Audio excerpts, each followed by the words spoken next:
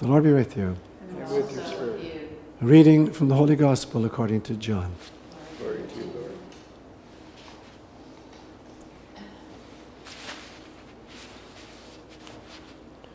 This was the testimony given by John when the religious leaders sent priests and Levites from Jerusalem to ask him, "Who are you?"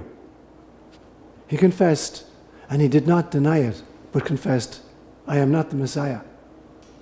And they asked him, "What then? Are you Elijah?" John said, "I am not." "Are you the prophet?" He answered, "No." Then they said to him, "Who are you? Let us have an answer for those who sent us. What do you say about yourself?" John said, "I am the voice of one crying out in the wilderness, 'Make straight the way of the Lord,' as the prophet Isaiah said." Now, there had been sent from the Pharisees other people, and they asked him, "Why then are you baptizing, if you are neither the Messiah, nor Elijah, nor the prophet?" John answered, "I baptize with water. Among you stands one whom you do not know, the one who is coming after me. I am not worthy to untie the thong of his sandal." This took place in Bethany, across the Jordan, where John was baptizing. The Gospel inspired by God. Praise to you, Lord. Where would you get a license to preach? Who issues licenses to preach? All religious organizations, all religions have very strict rules about who may represent them theologically. And you have to toe the party line. You have to be very, very orthodox. But all the great preachers, or at least none of the great preachers, had a license to preach. And they certainly didn't toe the party line. Or if they did have a license at some stage, it got rescinded. And I'm going to give you a few examples this morning. The first, maybe the most notorious, would have been the Buddha, Gautama Siddhartha. So Gautama Siddhartha is born into a particular strand of Hindu society. There are four great castes in Hindu society. And the top group are the Brahmin. They're the priestly caste. And then the next group are called the Kshatriya. They were the governors or the warrior caste. And then you got two more underneath those. You had the artisan class, and then you had the untouchables at the very bottom. The Buddha did not belong to the priestly caste. He was a Kshatriya, governor, warrior. But when he had his enlightenment experience and he began preaching, there was consternation. You know, what are you doing? Who gave you a license to preach? You're not a Brahmin. So they sent delegates to him to say, "What are you doing? You know, who are you? Are you a prophet?" And the Buddha says, "No, I'm not a prophet." "Are you an angel?" "No, I'm not an angel." "Are you a sage?" "No, I'm not a sage." "Well, what do you say about yourself? You know, we've been sent by the Brahmin to kind of find out, interrogate you. What do you have to say about yourself?" And he gave himself a nickname. He said, "I am Buddha," which just literally means, "I am awake. My license to preach is, I'm awake." So his license was issued by, source, the ability to be awake. So that's the first glaring example. Then you come to today's gospel, and you have John the Baptist. And John also did not have a license to preach. Although John's dad had been a priest, John wasn't a priest. John was an ascetic, and very possibly a member of the Essene group. And the Essenes had taken issue with Orthodox Judaism of the time. They'd gone off into the desert because they felt that the priesthood of the time was totally corrupt and that the temple had been desecrated. And so they went off and they lived in Qumran, in caves and buildings in Qumran, and they were totally separated themselves from Orthodox Judaism. And here is John coming back as a member of that group possibly, or an ascetic, and he's preaching and he's baptizing. And so the same thing happens to the Buddha. They send delegates to ask him, "Who gave you a license to preach? And on whose authority are you baptizing?" So not only is he preaching, in some sense, he's administering sacraments without a license to administer sacrament of baptism. So they want to know, how are you doing this? Are you, a prophet? I'm not the prophet. Are you Elijah come back to life? I'm not Elijah come back to life. So on whose authority are you doing these kinds of things? So you get the very same questioning that you got at the Buddha. Who issued you the license to be a preacher or to try to represent, Judaism? The next character, obviously, is Jesus himself. And he'll have exactly the same kind of interrogation. Who gave him authority? He was a carpenter. He wasn't even like John, at least. His dad had been a priest. But Jesus' dad was a carpenter. So who gave you license to preach? So he's interrogated in the very, very same way. Well, by whose authority are you doing these things and saying these things? And Jesus actually uses John the Baptist as a way of debating with them. So at this stage, when Jesus began his preaching, John has been killed. And the only safe prophets, I've said to you many times, the only safe prophets are people who are doing their shtick in some other place, are people who are dead prophets. We love dead prophets. We have special days dedicated to them, like Martin Luther King Jr., January 20th every year, dedicated to Martin, because he's safely dead. But when he's alive, he's a thorn in the side of the government, so they have to get rid of him. But a dead prophet is good. You can name streets after him and have days dedicated to him. So at this stage now, John the Baptist has been martyred. So now everybody is talking about John. So they come to Jesus and they say, by whose authority are you doing these things and preaching these things? And Jesus says, I'll answer your question if you answer me one question. And they said, okay, what's your question? He said, John's baptism, was it of human origin or was it of divine origin? And they begin to consult, well, if we say it's of human origin, the people will kill us because at this stage, John is a martyr and everybody thinks John was great. So we can't say, that it wasn't of divine origin. But we didn't follow John. We don't believe John was really a prophet. So they come back and they say to Jesus, we can't answer your question. And Christ says, fine, I can't answer your question either. And he left it be. But again, he's interrogated. On whose authority are you doing these things and saying these things? And then the final example, you find early in the Acts of the Apostles. After Jesus has died and after the Pentecost event, this extraordinary conversion experience that the disciples had. These people who were the cowards who ran and abandoned Jesus are now filled with courage, and eloquence, and they're preaching. And so they're arrested very, very quickly. Peter and John are arrested for preaching in the temple. And they're hauled before the magistrates, and they're asked exactly the same question. And there's a very interesting phrase. The English translation says, by what authority do men of your ilk preach? You guys, we know about you. Most of you are fishermen. One of you is a guerrilla fighter, and the other guy is an IRS agent, a tax collector. By what authority do men of your ilk think you can be preaching in the temple in Jerusalem? So you get the very, very same thing again. All institutions want to hold very, very tight reins on their preachers, and they issue licenses only to those who represent the party line. And either the great preachers, they didn't have licenses to begin with, or they got their licenses yanked when they began stepping outside the theological line. But this is true not just in religion. It's true right throughout society. We hate to make significant changes to our thinking. So there's a statement, for instance, in science, that science progresses one funeral at a time. That very, very often some of the greatest scientists in history at some stages of their lives were so steeped in their own system that they couldn't agree to new changes and made the most ridiculous of statements. There was a statement made in 1903 by a very, very famous British scientist that it is impossible for anything heavier than air to fly. And this was about 3 weeks after the Wright brothers had taken off, and what was the name of their little plane? Kitty Hawk, yeah. This was some weeks after they'd made their first flight. And this very famous British scientist makes the pronouncement, nothing heavier than air can ever fly. There was a very famous American scientist who said in the 1700s, I would rather believe that people are making stories than that stones could fall from the sky. This was before they started investigating meteorites and meteors. He couldn't believe that stones could fall from the sky. So again and again and again, even great scientists have put their foot in it because they can't go beyond their own kind of orthodoxy. And so the measure of any community is that the community's ability to be self-aware, to continue to want to push the envelope and to learn to grow. And this is the importance why God continues to give us prophets that we call little children.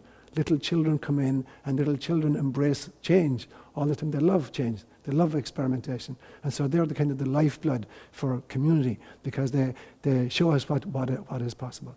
So every community needs to have the courage to examine its own belief system, its own orthodoxy, and at various stages push the envelope and go a little bit beyond. Connie?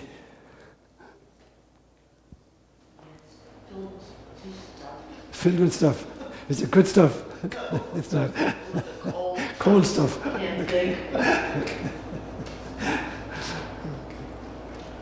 Mary.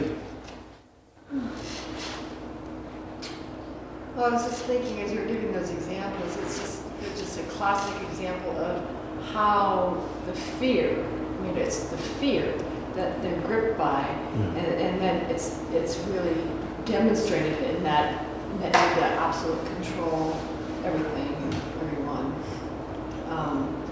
But too, I was thinking just on a personal level, the need, how often, and I find this a lot when I work with people, that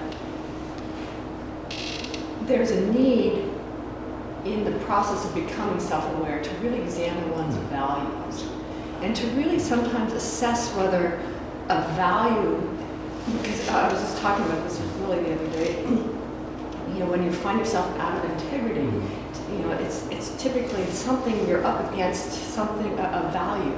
But then you have to look at, is that value, you have to first identify the value and say, is that really something that's a value that's appropriate for me now? Maybe it was a value that was instilled in me as a child or in my early environment. So you have to really do the internal assessment, and in that, update if necessary, and then take whatever corrective actions to come back to the alignment. But I find very often a lot of people haven't really thought about what their values are, so they don't understand the conflict that they're experiencing. That's brilliant. So I was very. Do you say something, Connie? This reminds me of, there was a book many years ago called "If You Meet the Buddha on the Road." And I think that's what she said there, and that we need to find this truth for ourselves. Yes. And if someone is preaching it to us, we can question that. Exactly. So I was very proud just this year gone by that the Irish. Ireland was the first country in the world in a kind of a plebiscite, in a national referendum, to allow same-sex marriage. This was in Ireland, that 20 years ago, it was you couldn't get divorced even in. So the country that has really stepped up to the challenge of examining their values, the inculcated institutional kinds of prejudices, and somehow managed to overcome this kind of prejudice. And so very, very often the movement is about confronting prejudices of various kinds that were so deeply ingrained, they seem to be almost God-given prejudices, and breaking through and going beyond those. So for a few minutes I'd love to ask you, what were one or two of the greatest theological breakthroughs that you've made in your life? When you think about your kind of childhood training in whatever religion you were brought up in, most of us Catholic, what was the greatest kind of theological breakthrough for you personally, where you really pushed the envelope of your previous thinking and found freedom or found kind of expansion of your idea of truth or God? Maureen, for you. I was obviously brought up Catholic, and always, obeyed the law, the rules, etc. And I remember I was at a retreat at Vallombrosa, and I was talking to this young lady, and I said, I've had it with the Catholic Church. I just can't handle this anymore. And she said, well, have you ever, and I don't mean to make this too personal, have you ever heard this Catholic priest? His name's Father Seán ÓLaoire. And I said, no. And she said, well, you ought to go hear him and see what you think. So I did. That was the beginning of the end. It was the beginning of the end, that's right. But I remember that so clearly because I just thought, I can't do this anymore. So that was a real breakthrough for me.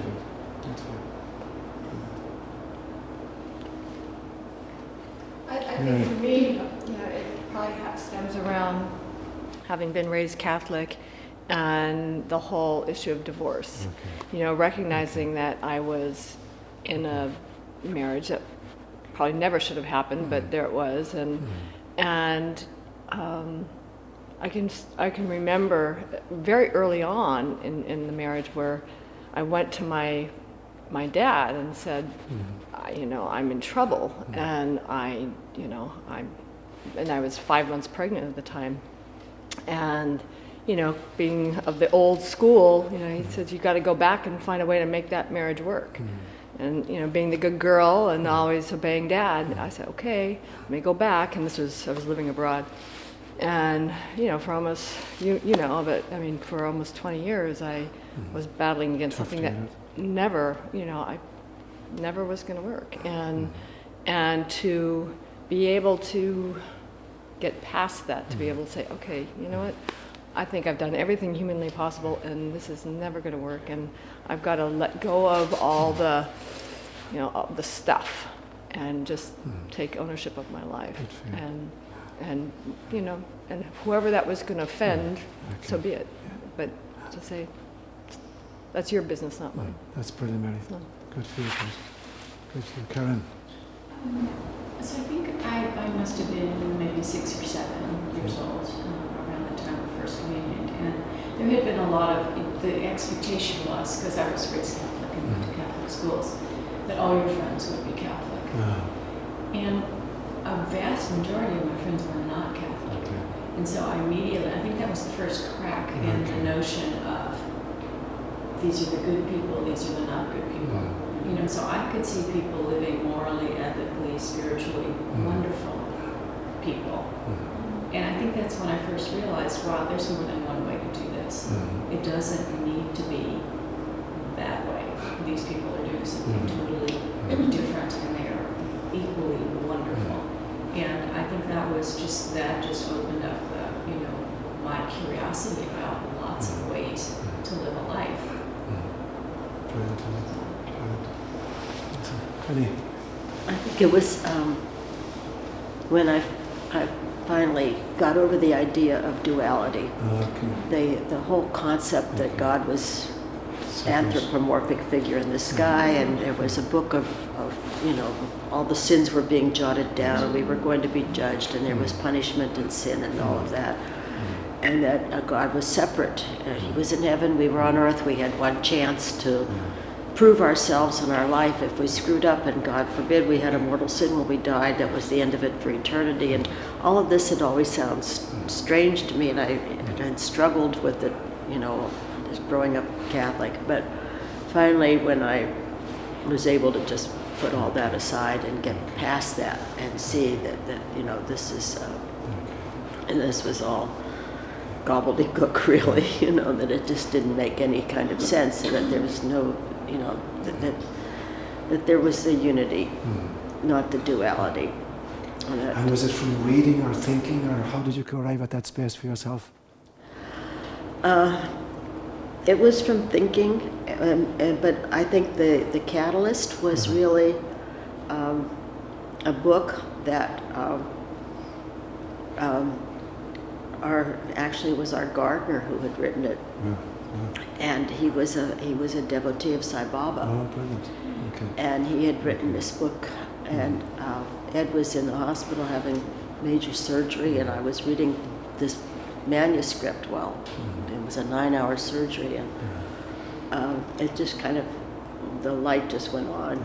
And I told Ilan that I thought his book was wonderful, but I thought he really should eliminate the reference to Sai Baba in it, because that was going to spoil it for a lot of people.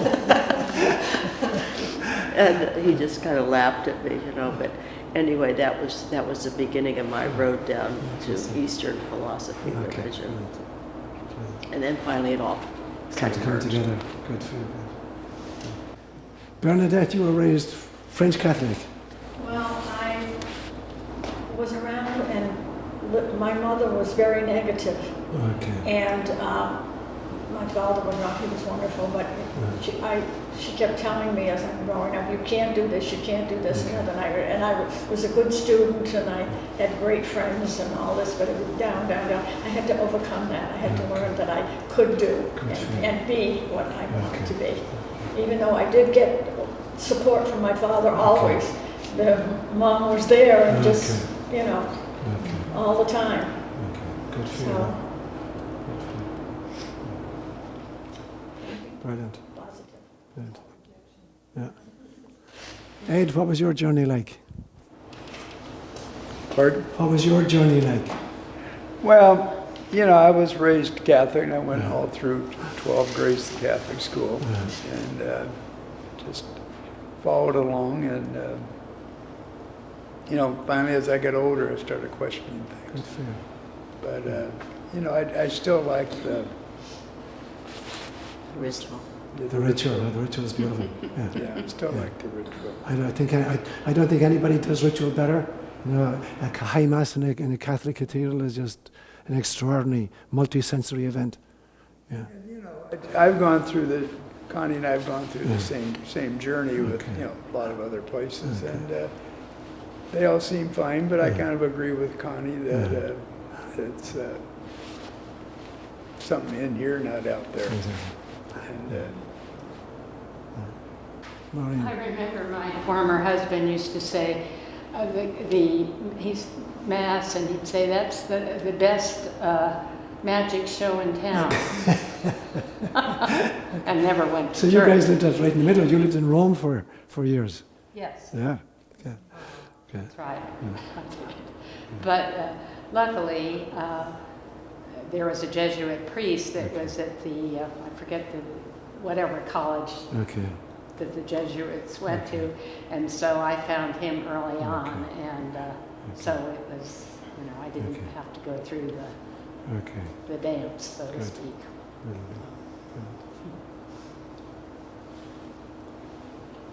Great. Okay, so let's stand and pray.